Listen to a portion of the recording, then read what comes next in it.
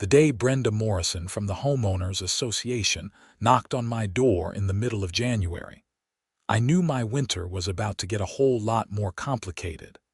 I had just come home from checking on my backup propane tank heater that I had installed in my garage 3 weeks earlier. Living in northern Minnesota, specifically in the town of Bemidji, meant dealing with temperatures that could drop to negative 30 degrees Fahrenheit without warning. My name is Henry Nash, and I had purchased my modest 2-story home in the Pinewood Estates subdivision 2 years ago, thinking I had found a quiet place to settle down after my divorce. Brenda stood on my porch wearing a puffy pink jacket that made her look like a marshmallow, her blonde hair pulled back so tight it seemed to lift her eyebrows. She clutched a clipboard to her chest like it was a shield. "Mr. Nash, I am here on official HOA business," she announced before I could even say hello. "Okay," I said, keeping my hand on the door frame. "What can I help you with?" She pulled a paper from her clipboard and thrust it toward me.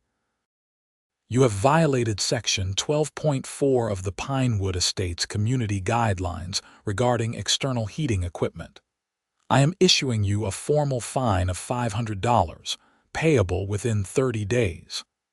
I took the paper and stared at it, reading the words but not quite believing them. "External heating equipment? What are you talking about?"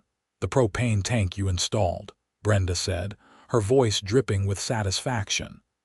"It is visible from Mrs. Patterson's kitchen window across the street, and she filed a complaint.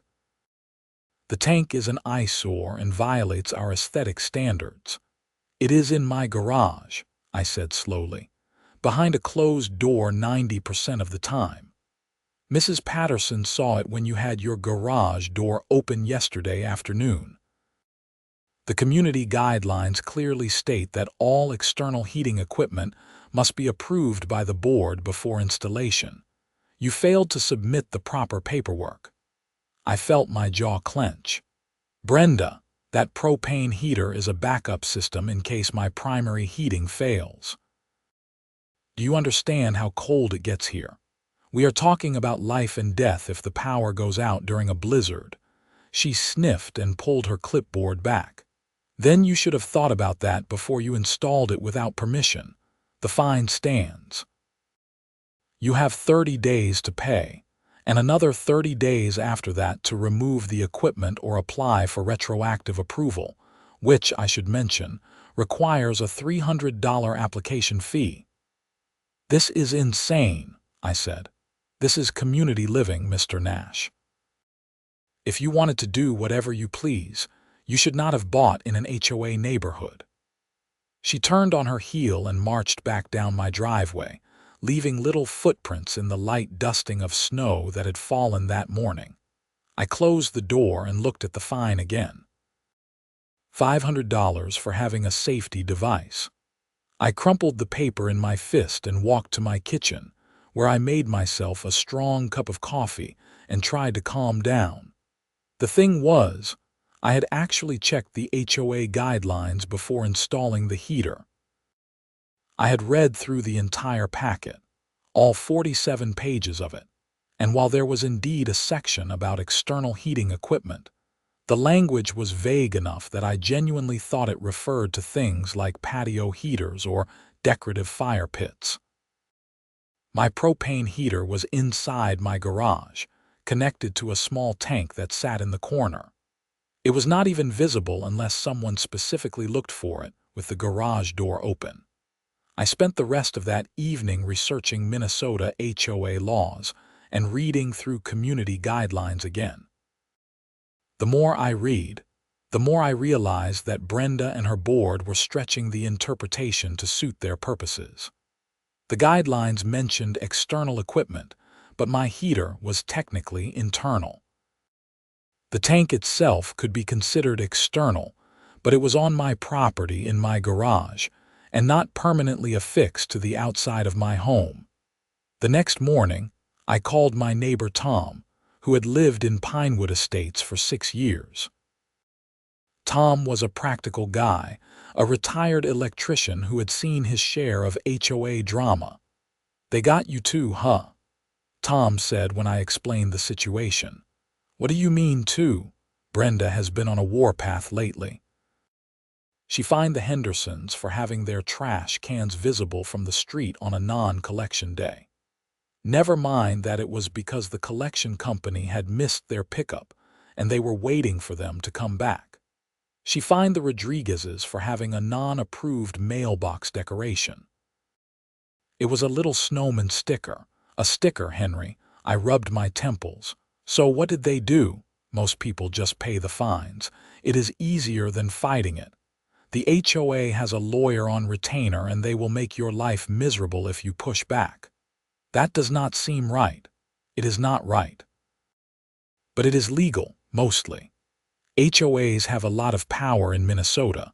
Unless they are breaking the law or their own bylaws, there is not much you can do except move or comply.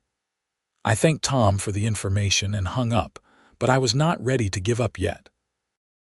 I decided to attend the next HOA board meeting, which according to the community calendar was scheduled for the following Tuesday evening at 7 p.m. at the community center. The weekend came and went. The temperature dropped further, hitting -15 on Saturday night. I ran my backup propane heater for a few hours just to test it, and it worked beautifully, keeping my garage and the adjacent mudroom warm enough that the pipes would not freeze if the power went out. On Monday afternoon, I drafted a letter to the HOA board explaining my position. I cited the specific language in the guidelines, argued that my heater was a safety necessity given our climate, and requested that the fine be waived and my heater be granted retroactive approval. I printed 3 copies, signed them, and put them in my folder for the meeting. Tuesday arrived with fresh snowfall and temperatures hovering around -5 degrees. I bundled up in my heavy coat and drove the short distance to the community center, a small building at the entrance of our subdivision that hosted meetings and the occasional neighborhood event. Inside, about 15 other homeowners were scattered across folding chairs facing a long table where the 5 board members sat. Brenda was in the center, flanked by 2 men and 2 women I recognized from around the neighborhood but had never spoken to. The meeting started with routine business, approving the minutes from the last meeting, discussing snow removal schedules, and addressing a request to install a fence, which was denied because the proposed fence was 6 inches too tall according to the guidelines. When they reached the open forum section, I raised my hand. "Yes, Mr. Nash," Brenda said, her voice already taking on a defensive tone. I stood and walked to the front, handing out my letter to each board member. "I am here to appeal the fine I received for my propane tank heater. I believe the fine was issued in error based on a misinterpretation of the community guidelines." Brenda did not even look at the letter. "Mr. Nash, the guidelines are clear. You installed equipment without approval. The fine is valid. If you would read my letter, you will see that I have outlined why my installation does not fall under the section you cited. The heater is inside my garage, not external. It is a safety device, not an aesthetic addition." One of the other board members, a man named Richard, picked up my letter and scanned it. "He has a point, Brenda. The language does say external equipment. If it is in his garage, that is technically internal." Brenda shot him a look that could freeze water. "The tank is visible. It creates an aesthetic concern. Only when my garage door is open," I said. "And even then, only if someone is specifically looking into my garage from across the street. That seems like an invasion of privacy, if anything." A few of the other homeowners murmured in agreement. Brenda stood up, her face flushing red. "Mr. Nash, this board exists to maintain property values and community standards. If we allow one person to skirt the rules, everyone will want to do the same. The fine stands." If you wish to appeal further, you may submit a formal written appeal, which requires a $100 processing fee and will be reviewed at next month's meeting. So I have to pay to appeal a fine that should not have been issued in the first place. That is correct. I felt anger bubbling up in my chest, but I forced myself to stay calm. This is ridiculous, Brenda. You are more concerned with some imaginary aesthetic problem than with the safety of the people who live here. Are you quite finished, Mr. Nash? For now, I said, gathering my papers and walking back to my seat. The meeting continued, but I barely paid attention. I was too busy thinking about my next move. When the meeting adjourned, a few people came up to me and expressed their support quietly, but no one was willing to speak up publicly. The fear of becoming Brenda's next target was too great. Over the next week, I consulted with a lawyer who specialized in HOA disputes. Her name was Margaret Chen, and her office was in downtown Bemidji. She was in her 40s, sharp and direct. "You have a case." "Probably," Margaret said after reviewing my documents. "Is it worth pursuing?" "That depends on how much time and money you want to spend." HOA disputes can drag on for months, even years. Legal fees add up quickly. What would it cost to fight this? For a case like this, you are looking at a minimum of $3,000, possibly more if they fight hard.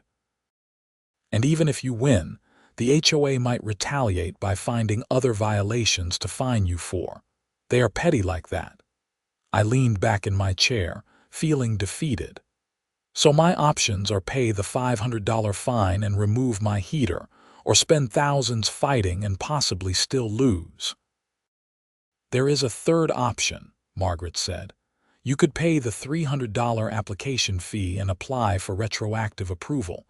If they deny it, then you have grounds for a stronger legal argument because you will have followed their process. And if they approve it, then you are out $800 total, but you get to keep your heater." I left her office feeling frustrated but slightly more informed. I decided to go with the third option, as much as it galled me to give the HOA more money. I submitted the application the next day, along with a check for $300 and detailed documentation about my propane heater, including safety certifications, installation photos, and a letter from a licensed HVAC technician stating that the heater was properly installed and posed no safety risk. 3 weeks went by with no response. During that time, the weather got worse. A major cold front moved through northern Minnesota, bringing with it temperatures that dropped to negative 35 degrees Fahrenheit. The entire region was under a wind chill warning, with actual temperatures feeling like negative 60. I kept my propane heater running intermittently, rotating between my primary furnace and the backup system to conserve fuel. My heating bills were already outrageous, but at least I was warm. On February 10th, a Thursday, I got a call from Tom. "Henry, you are not going to believe this," he said, his voice tight with barely suppressed laughter. "What happened? The HOA's main propane system just failed. The underground lines that feed the community center and the subdivision entrance monuments froze and iced over completely. Brenda is losing her mind because they have a community event scheduled for this weekend and the building is freezing." I felt a smile spread across my face. "You are kidding." "I am not. Apparently the system has not been maintained properly, and with this extreme cold, the lines got moisture in them and froze solid. The propane company came out and said it will take at least a week to fix, maybe longer." "That is unfortunate," I said, trying to sound sympathetic and failing. "Gets better. Brenda is calling around trying to find backup heaters to rent, but everything is already rented out because of the cold snap. She even called me asking if I had any space heaters she could borrow." "What did you tell her?" "I told her I needed mine, But then I mentioned that you had a really nice propane heater setup. You should have heard the silence on the other end of the line. I laughed out loud. She must have loved that. Oh, it gets even better. The community event this weekend. It is the annual winter fundraiser for the Neighborhood Watch Fund. They have been planning it for months. If they cancel, they lose all the deposit money they put down for catering and entertainment. I felt a petty sense of satisfaction that I was not entirely proud of, but could not deny. Well, that is too bad. I guess they should have thought about proper maintenance before worrying about whether my garage looks aesthetic enough. That evening, as predicted, I got a phone call from an unknown number. I debated not answering, but curiosity got the better of me. "Mr. Nash, this is Brenda Morrison from the HOA board." "Hello, Brenda." There was a pause, and I could practically hear her forcing herself to be polite. "I am calling because we have encountered an unexpected situation with our community heating system, and I understand you have a propane heater setup that is quite effective." "I do," I said, keeping my voice neutral. "We are hosting an important community event this Saturday, and we are in need of supplemental heating for the community center. I was wondering if you would be willing to loan us your equipment for the day." I let the silence stretch out for a moment. "You want to borrow the heater that you fined me $500 for having, Mr. Nash.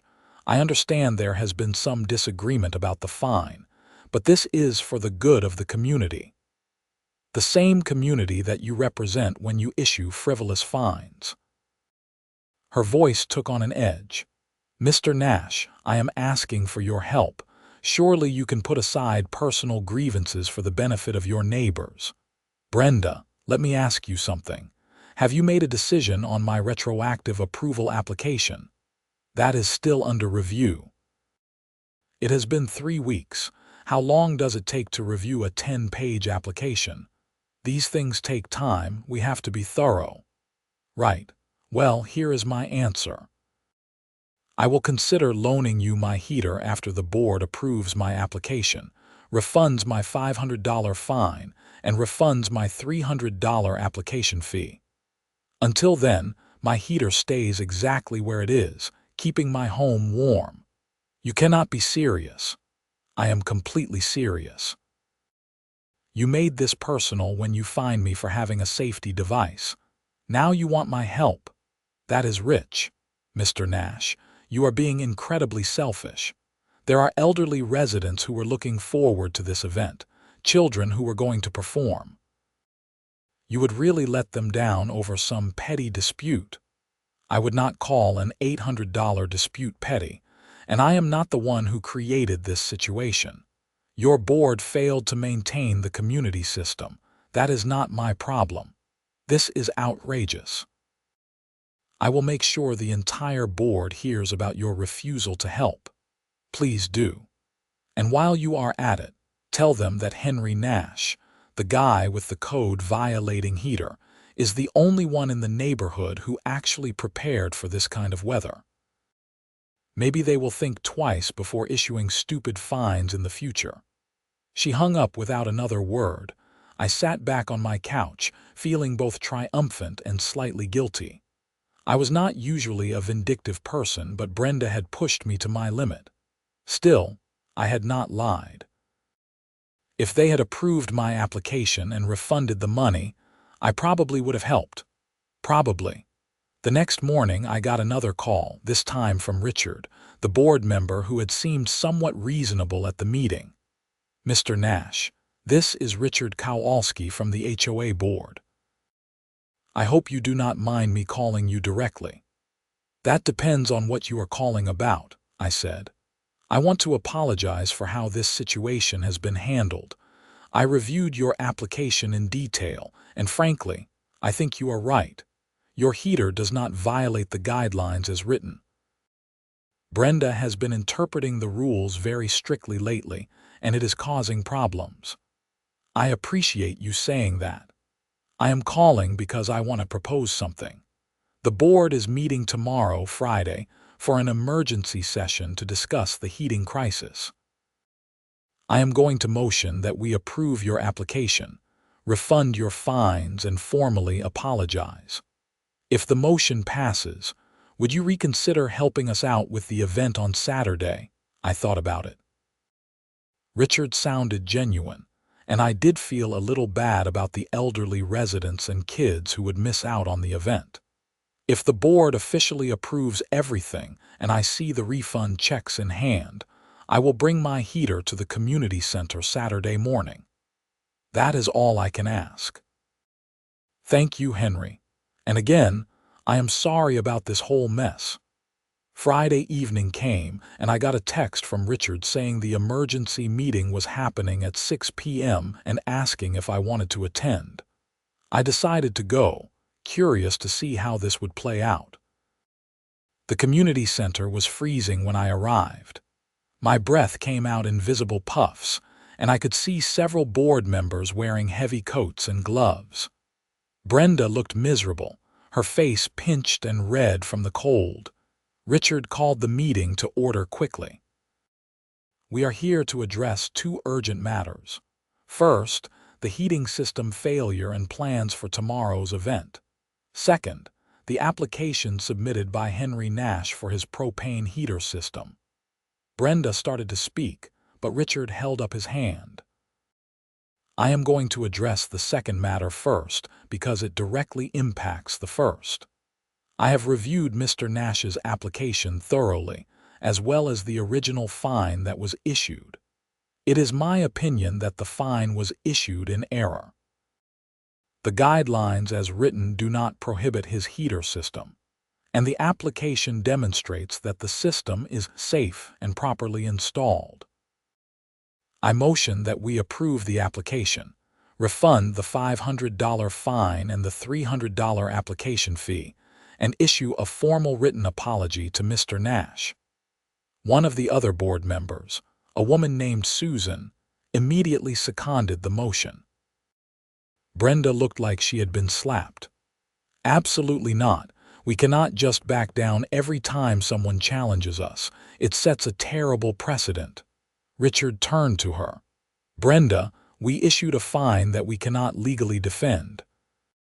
If Mr. Nash takes this to court, we will lose, and the HOA will be on the hook for his legal fees on top of the refunds. We are in the wrong here. We need to admit it and move on. I disagree completely, Brenda said. Then let us vote, Richard said. All in favor of approving Mr. Nash's application and refunding his fees. Richard, Susan, and the other two board members raised their hands. Brenda sat with her arms crossed, glaring at everyone. Motion passes 4-1, Richard announced. Mr. Nash, on behalf of the board, I apologize for the inconvenience and frustration this has caused. We will have your refund checks ready tonight. I nodded. Thank you. I appreciate the board doing the right thing. Brenda stood up abruptly. If we are done here, I need to make arrangements for tomorrow since apparently we are just giving in to demands now. Actually, Brenda, there is one more thing, Richard said. Mr. Nash has agreed to loan us his propane heater for tomorrow's event, which solves our heating problem. I think we owe him our thanks. Brenda looked at me, and I could see the calculation in her eyes. She did not want to thank me, but she also did not want to look petty in front of the other board members. Thank you, Mr. Nash, she said through gritted teeth. Your assistance is appreciated. Happy to help, I said. The meeting wrapped up quickly after that. Richard handed me 2 checks, one for $500 and one for $300, along with a printed letter of apology on official HOA letterhead. I folded them carefully and put them in my pocket. Saturday morning, I loaded my propane heater and tank into my truck and drove it over to the community center. Richard met me there along with 2 other volunteers, and we got the system set up in about an hour. The heater worked perfectly, warming the main room to a comfortable 68 degrees. The event went off without a hitch. Families showed up, Kids performed songs. There was hot cocoa and cookies, and everyone seemed to be having a good time. A few people came up to me and thanked me for helping out, though most had no idea about the drama that had preceded it. Brenda stayed as far away from me as possible the entire time, which suited me just fine. After the event, I packed up my heater and took it home. I thought that would be the end of it, but I was wrong. The following Tuesday, I got a call from Tom again. "Henry, you need to hear this.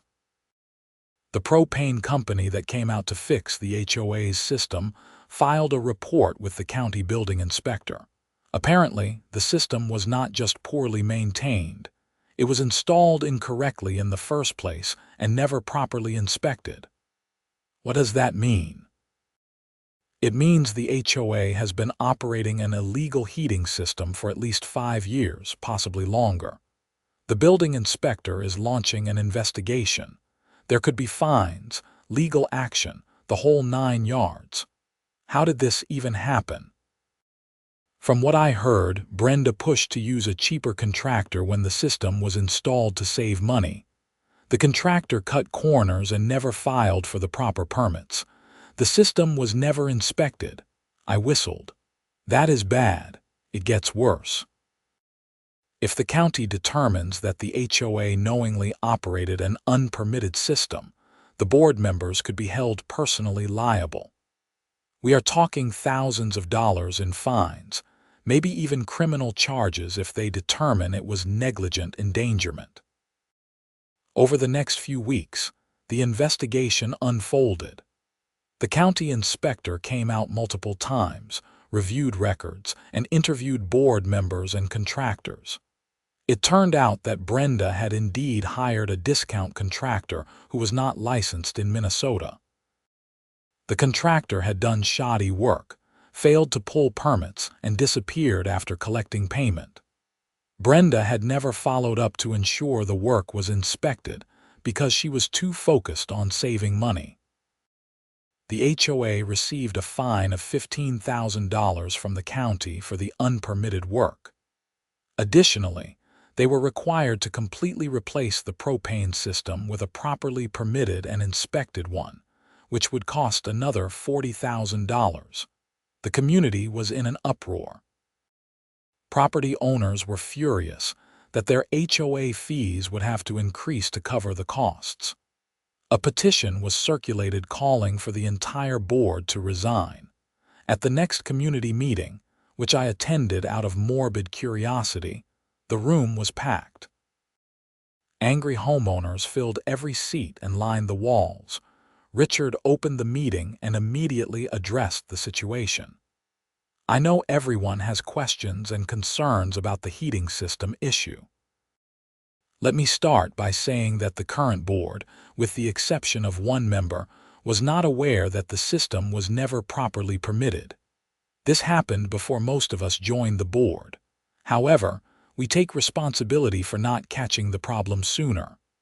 "Where is Brenda?" someone shouted from the back. Richard paused. "Brenda Morrison has resigned from the board effective immediately. She has also retained legal counsel as the county is considering whether to file criminal negligence charges." The room erupted in conversation. I sat quietly, processing this information. Richard continued. "The board is working with a qualified contractor to replace the propane system.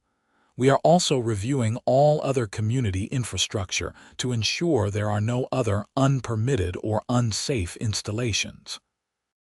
We ask for your patience as we work through this."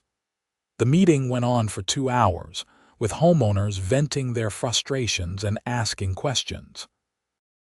By the end, the board had agreed to a full audit of HOA finances, a review of all guidelines and enforcement procedures, and a commitment to more transparency going forward.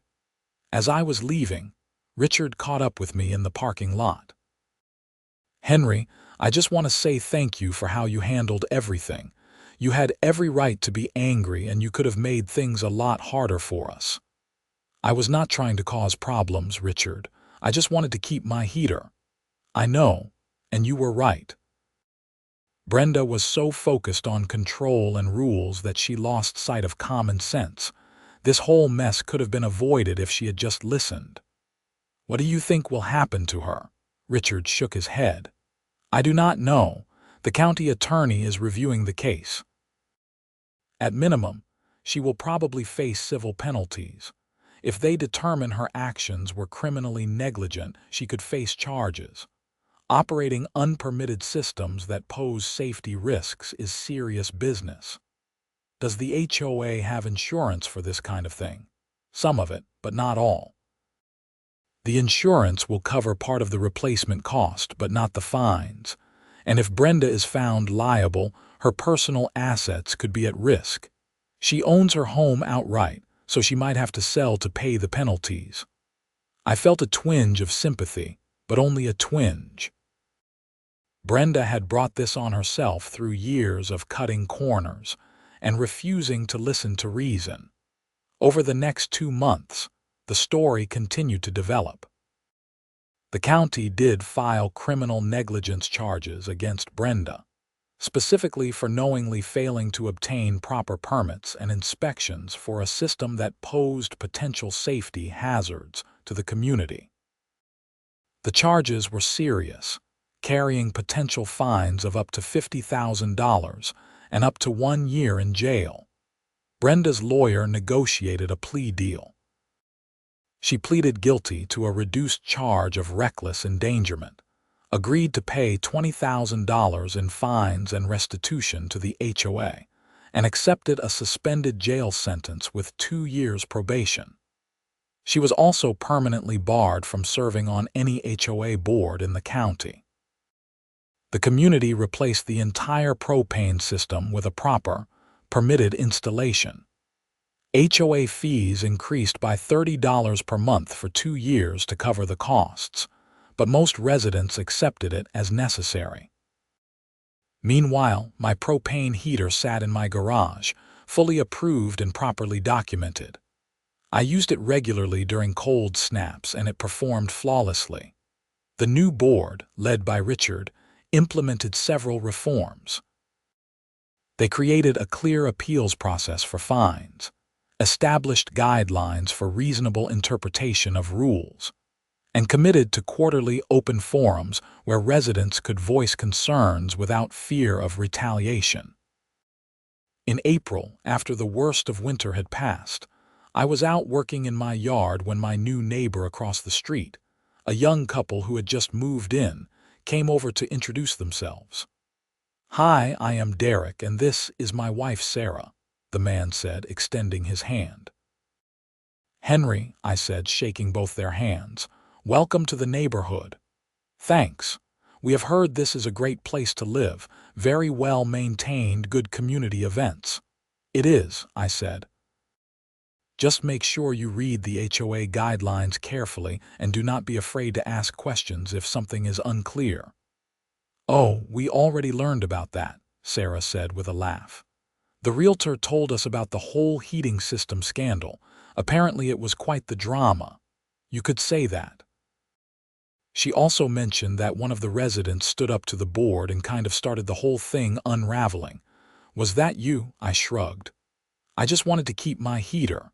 Everything else kind of happened on its own." Derek grinned.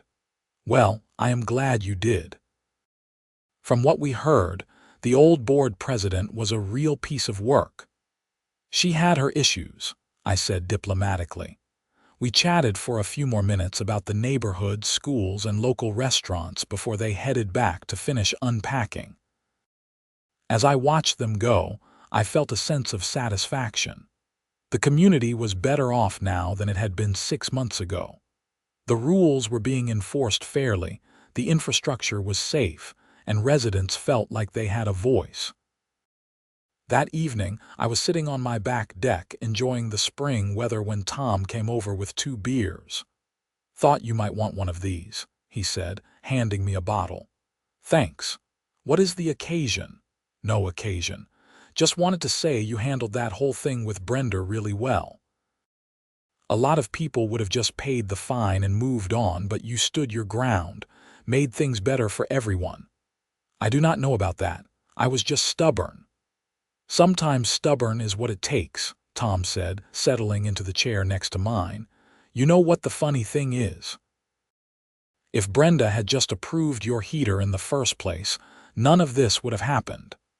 The heating system probably would not have failed when it did, or if it did, no one would have investigated deeply enough to find the permit problems. You think she regrets it? I doubt it. People like Brenda do not really do regret. They just blame everyone else. We sat in silence for a while, drinking our beers and watching the sun set behind the trees.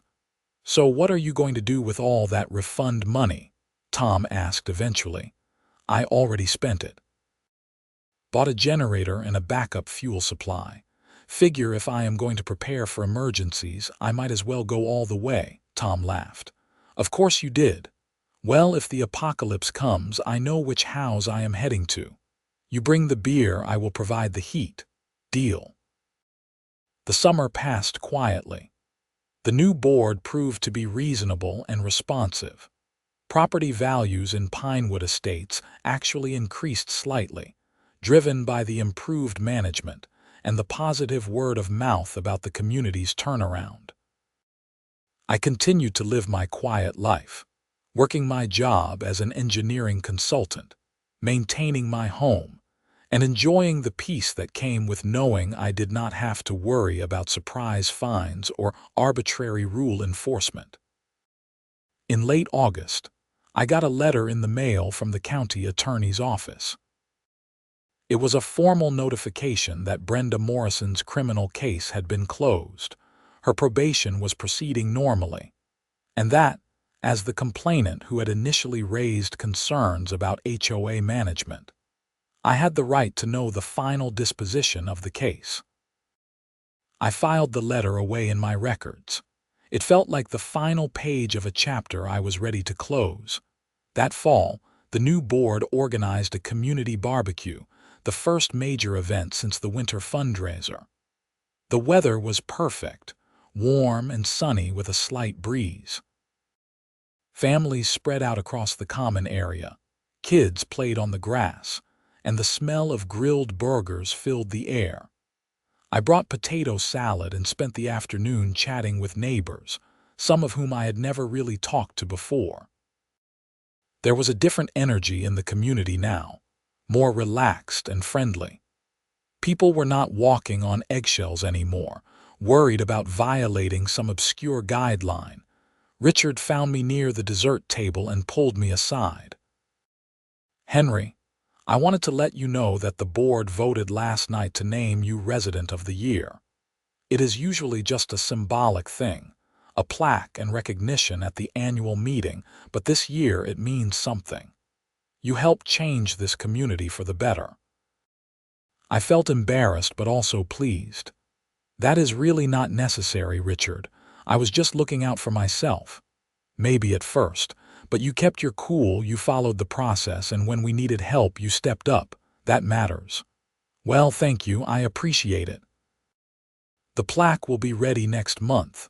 We will present it at the October meeting if you are willing to accept it. I will be there. As the barbecue wound down and families started packing up, I helped stack chairs and collect trash.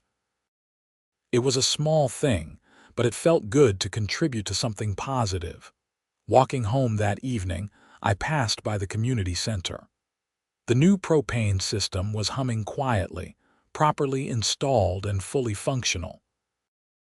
It was hard to believe that less than a year ago, this same building had been frozen and had triggered a chain of events that upended the entire HOA leadership.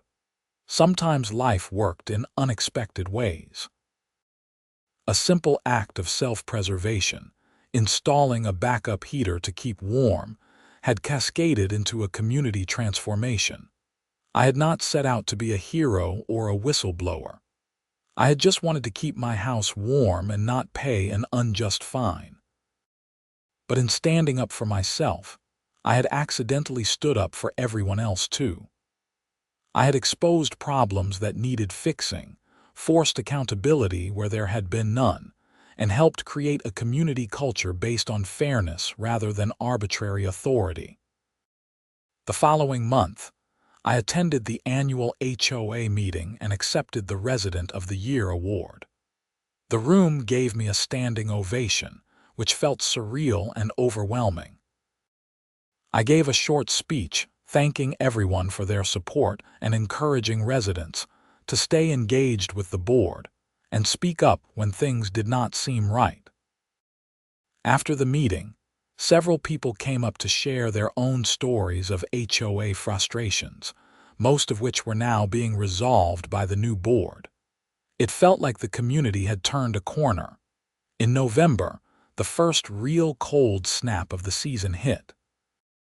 Temperatures dropped into the single digits, and I fired up my propane heater for the first time since the previous winter. It started immediately, filling my garage with steady, reliable heat. I stood there for a moment, listening to the quiet hiss of the burner and feeling the warmth spread through the space. This heater had caused so much trouble, and yet it had also been the catalyst for so much positive change. My phone buzzed with a text from Tom. "Generator ready." I smiled and texted back. "Always." Life in Pinewood Estates settled into a comfortable routine after that. The new board continued to make improvements, the community maintained its property values, and residents felt heard and respected. Brenda moved out of the neighborhood in early December, selling her house and relocating to a condo in Duluth. I heard through the grapevine that she was working as a part-time bookkeeper and keeping a very low profile. I did not feel any particular joy at her downfall, but I did not feel sorry for her either. She had made her choices, cut corners where she should not have, and refused to listen to reason. The consequences were her own doing. As winter deepened and the temperatures dropped back into the negative range, my propane heater continued to perform perfectly. I had also invested in additional insulation for my home, upgraded weather stripping, and installed a whole house generator that could run on either propane or natural gas.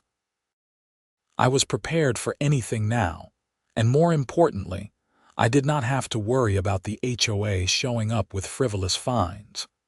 The new board had better things to focus on, like actual community improvements and safety issues. One particularly cold evening in January, exactly 1 year after Brenda had first knocked on my door with that ridiculous fine, I was sitting in my living room reading a book when the power went out. The whole neighborhood went dark, a victim of a transformer failure caused by the extreme cold. I calmly went to my garage, started the generator, and switched over my home systems. Within minutes, my lights were back on, my furnace was running, and I was warm and comfortable. About 20 minutes later, there was a knock at my door. It was Tom, Sarah, and Derek from across the street, along with an elderly couple from 2 houses down. "Henry, any chance we could shelter here until the power comes back?" Tom asked. "It is getting really cold in our houses." "Of course. Come on in." I welcomed them into my home, got everyone settled with blankets and hot coffee, and we spent the next 3 hours talking and playing cards while waiting for the utility company to restore power. "You were really prepared for this," Sarah said, looking around at my backup systems. "I learned the hard way that it is better to be prepared than to depend on everything working perfectly," I said. "Is this because of that whole thing with the HOA last year?" The elderly man, whose name was Frank, asked. "It started with that, yeah, but it turned into something more. It is about being responsible for yourself and not just trusting that someone else will take care of things." Frank nodded thoughtfully. "That is a good philosophy. Wish more people thought that way." The power came back on around 10 p.m., and my impromptu guests headed back to their homes, thanking me repeatedly for the hospitality. After they left, I checked my propane levels, made sure all my systems were functioning properly, and settled back into my evening routine. My phone buzzed with a text from Richard. "Power out at your place. Community center is open as a warming shelter if you need it." I texted back. "All good here. Generator is running. Thanks for checking." Of course, that is what we do now, actually care about people. It was a simple text, but it represented everything that had changed over the past year. The HOA was no longer an adversarial force looking to catch people in violations. It was a community organization focused on helping residents and maintaining safety. As February rolled around, the extreme cold began to ease slightly. The community held its annual winter fundraiser again, this time in a warm and properly heated community center with a fully legal and inspected propane system. I attended with a sense of satisfaction, knowing that my stubborn insistence on keeping my backup heater had ultimately made this moment possible. The event was well attended, successful, and pleasant. Brenda's name never came up, at least not in my hearing. She had become a cautionary tale, a reminder of what happened when power went to someone's head and they forgot that they were supposed to serve the community, not rule it. As winter finally gave way to spring and the snow began to melt, I found myself reflecting on the entire experience. What had started as a simple dispute over a propane heater had become a story about standing up for yourself, exposing corruption, and creating positive change. I had not sought any of it. I had just wanted to stay warm. But sometimes life pushed you into situations where you had to choose between backing down or standing firm, between accepting injustice or fighting for what was right. I chose to stand firm, and it made all the difference. The Pinewood Estates HOA was now one of the better-managed communities in Beltrami County, known for its fair enforcement, responsive board, and strong community spirit. Property values had increased by nearly 8% over the past year, and the neighborhood had a waiting list of potential buyers, all because someone had fined me for having a heater. In March, I received a letter from the Minnesota HOA Association inviting me to speak at their annual conference about effective homeowner advocacy and board accountability. Apparently, word of the Pinewood Estates situation had spread throughout the state and was being used as a case study in HOA management courses. I accepted the invitation, figuring if I could help other homeowners avoid similar situations, it was worth a few hours of my time. The conference was in Minneapolis in early May. I drove down on a Friday morning and spent the afternoon attending various sessions about HOA law, management best practices, and conflict resolution. My session was scheduled for Saturday morning at 9. I was nervous, not being much of a public speaker, but when I walked into the conference room, I found about 75 people waiting to hear what I had to say.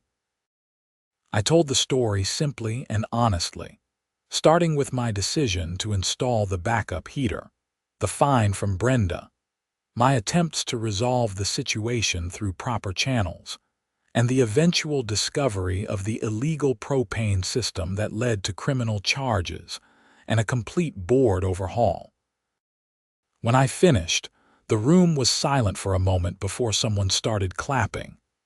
Then everyone joined in, and I stood there feeling awkward and grateful.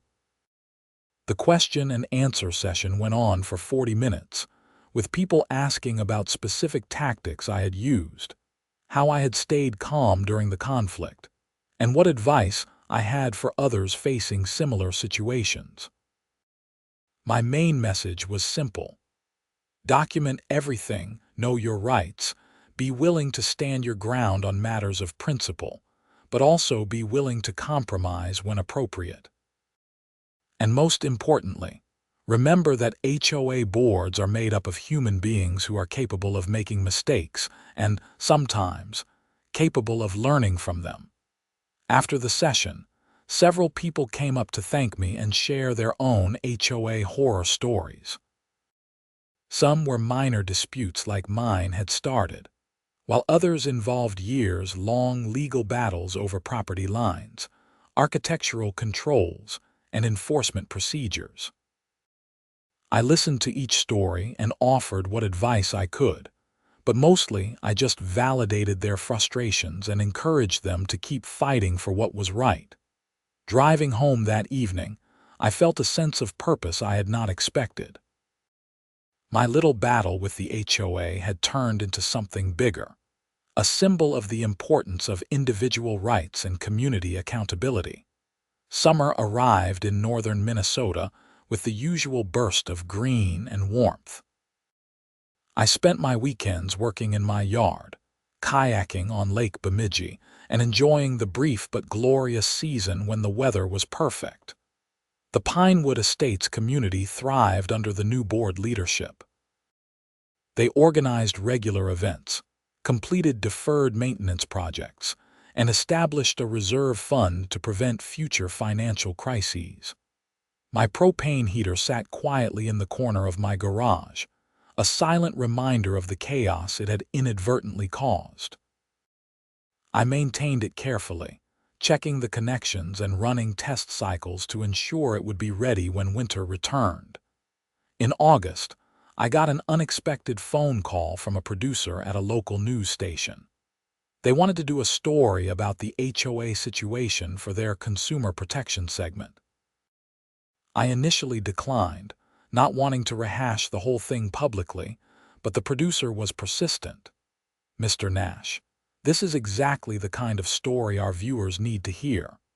HOA abuse is a real problem in Minnesota, and your experience shows that homeowners can fight back and win.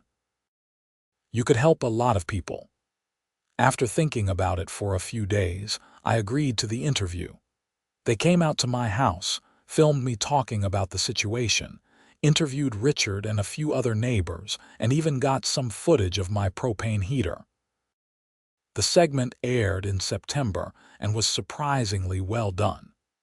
They focused on the importance of homeowners knowing their rights, the dangers of poorly maintained community infrastructure, and the need for HOA accountability. After it aired, I got dozens of emails and phone calls from people thanking me for speaking out.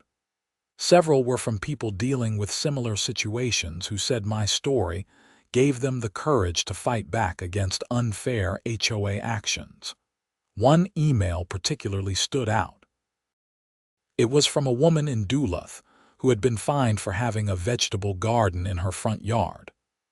After seeing my story, she decided to challenge the fine and discovered that her HOA board had been embezzling community funds. The board was now under investigation, and she credited my story with inspiring her to dig deeper. I responded to as many emails as I could, offering encouragement and practical advice.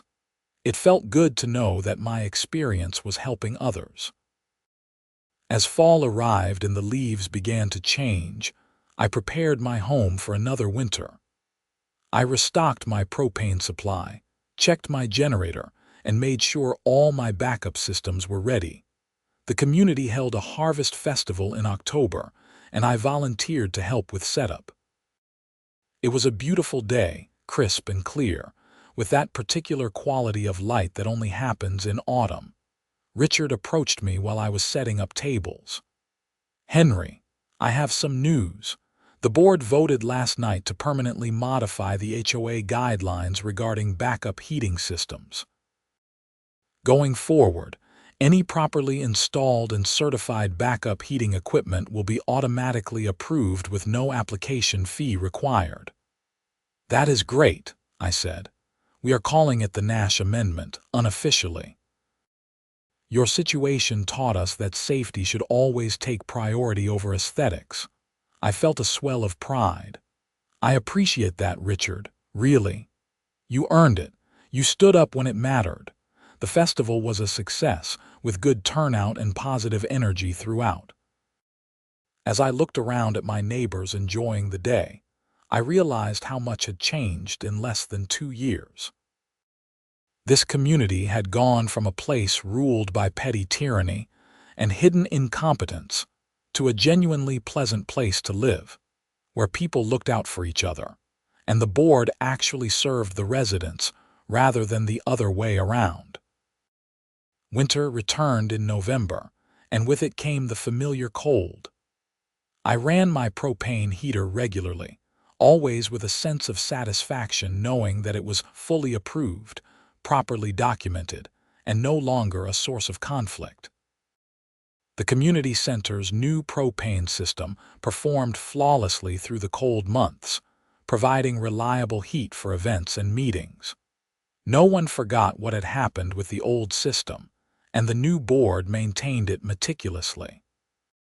In December, I ran into Frank, the elderly neighbor who had sheltered at my house during the power outage the previous year. "Henry, I wanted to let you know that my wife and I installed a backup generator last month. Got a good deal on a system similar to yours. We figured if another bad winter comes, we want to be ready." "That is smart," I said. "You inspired us, showed us that it is better to be prepared than to just hope for the best. Thank you for that." Simple conversations like that reminded me why I had fought so hard. It was not really about the heater or the fine. It was about the principle that people should be able to protect themselves and their homes without unreasonable interference. As the year drew to a close, I found myself reflecting on everything that had happened. What had started as a frustrating conflict had turned into a community transformation, a speaking opportunity, a news story, and even a small legacy in the form of the Nash Amendment. I had learned that standing up for yourself, even in small matters, could have ripple effects far beyond what you imagined. I had learned that most people, when given the chance, wanted to do the right thing.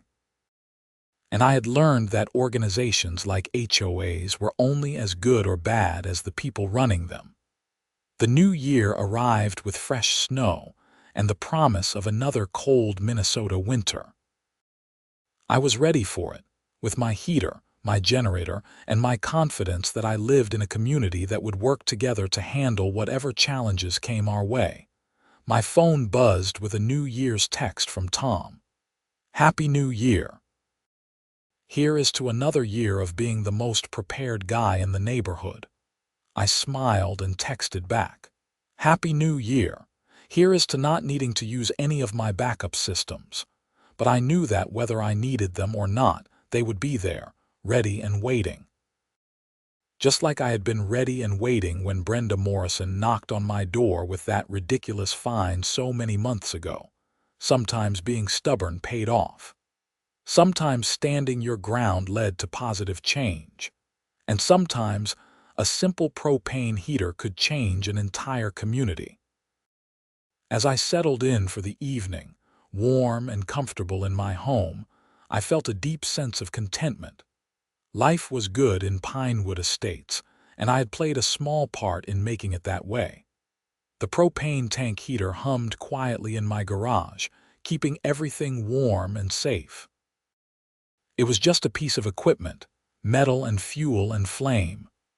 But to me, it represented something more: the importance of preparation, the value of standing up for what is right, and the power of one person to make a difference.